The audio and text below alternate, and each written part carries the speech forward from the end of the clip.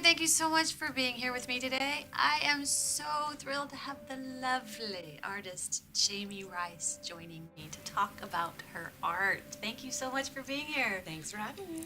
I am so happy to have this time with you.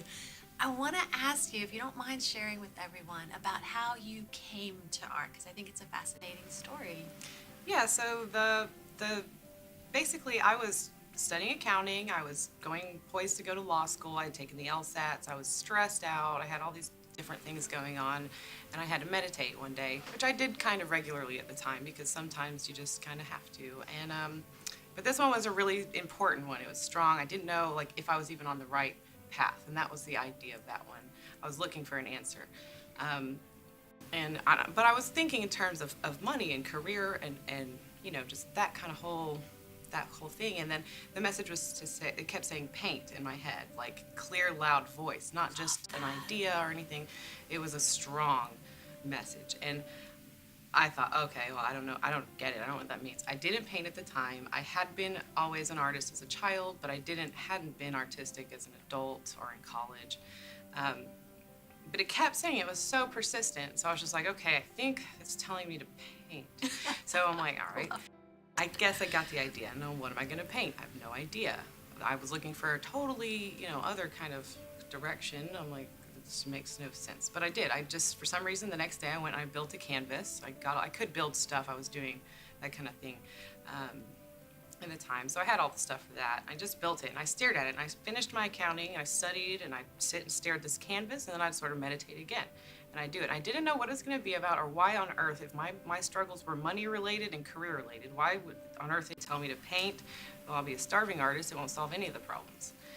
So as I go along this big canvas, I'm just putting stuff on there. I didn't know what it was going to be about or like why I was doing it, but I just did it. I just kind of like did what I was told. And after a year, this painting comes out and it's got this weird story and I didn't really even intend on it being this way. It's called The Big Picture now. It's all these different historical events and I've been reading on that kind of stuff, politics and the law, like history. But it's basically, these horrible events. There's wars, there's leaders, there's mass murderers, there's everyone in there, and some good political, good spiritual leaders. There's positive and negatives. And it's called The Big Picture to show that it's all about perspective. We've got this whole series of events that's actually creating our collective existence as a whole. And they're part of it and they were necessary to get us where we needed to go. It's the picture that we're creating as we live. And you and I are equally important in that picture, not just the big icons that have existed, but also the smaller people who took a role in that. So it's one giant story we're all working on telling as we speak. And, I love that. and it's about perspective too, because the main image is hands, like the photography, like how you frame a picture. Is talking about perspective. Like we're gonna see that angle only. I'm only gonna see this world the way I see it, and you're only gonna see it the way you see it from that angle. So we can't judge. We can't say it's good or bad. That's basically the gist. I love all of that so much. For one, I just love the painting. I love how much thought and how much of you goes into it. And I love that you heard, number one, and then you listened. You have to listen. Oh my gosh, and that we get to benefit from you listening and get to witness your art. And you left the accounting and the conventional things that you'd been told you have to do behind. And now you're making a living as an artist. And it's been a good one. That's amazing. I love that so much. And it's my understanding, correct me if I'm wrong, that original might actually be available? It's available now. I held it, I didn't sell it initially because I was trying to establish my story. The main one is related to all the others. They all have a story now, collective consciousness, perspective, something like that. And so I held on to it because I needed people to hear, the general story. But now I've got so many pieces that kind of are doing the job. Everything's good. Now I can add it to the collection of things available for sale. I love that. It's available here at Pop 54 Art Gallery. That's really special, your very first piece. Yeah. And then you do the bigger pieces. And how big are they usually, the originals? A lot of them are large. They're 6 foot by 4 foot, or some kind of pretty sizable piece. pieces. Awesome. And then you also do something called a mini canvas, Yes. and some of them, the size are these right here behind us. Yeah, so I could just basically everything. I do one series of mini canvases so that, everyone can kind of still, if they like the story, they can have it, and it's affordable, and it's not going to take away the value of the original since they're larger pieces. And they're all the same size, the mini canvases, right? Yeah, they're all just this one standard set now. And these are from a series that, to me, they're like icons. They're like pictures of icons, but from what you say, they mean a lot more than that to you. Yeah, so I use a lot of icons in the backgrounds, and some of them I'm getting to doing them as the main image, but the icons have symbolism for what they represent. They have done something. They've taken all the opportunities that we have, and a lot of the ones I choose, it's not so much just fan art. There's something interesting and special about them. Like Johnny Cash, he was kind of a genius, actually. He did some sort of coding, like CIA stuff, and then his lyrics are very intelligent. That's why he's so popular.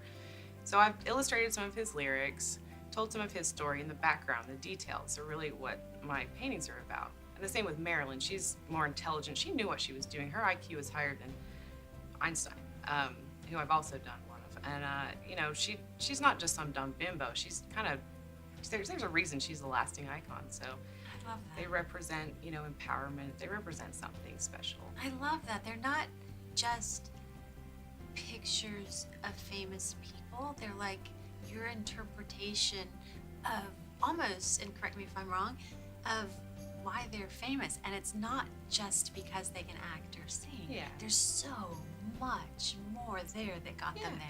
Yeah, they didn't just get lucky. No one really just gets lucky. Right? They've all got something going on. Right. They're tuned into something. Love that. You can't. Love that. And some of those are available here at Pop 54, and then you also tour some, right? Yeah, so most of what I do, it's either Pop 54 or art festivals. And I do those because I get to talk to one-on-one with people all over the country. Yeah, and part of something that's really cool about your art is the story behind it. So Yeah, you they being need able to that. tell that story has got to be impactful. That's really It's cool. very important, and people like it. They like to know.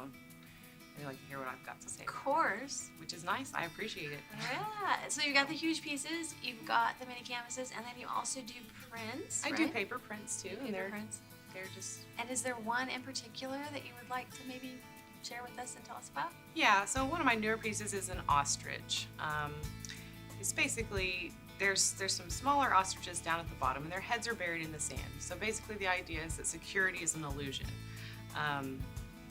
They're obviously, they just think they're safe, but they can be mulled over at any time. There's no real security, right? So it only takes one person to become, to enlighten the bunch, but one first person has to do it. So he gets his head out of the sand, he's enlightened.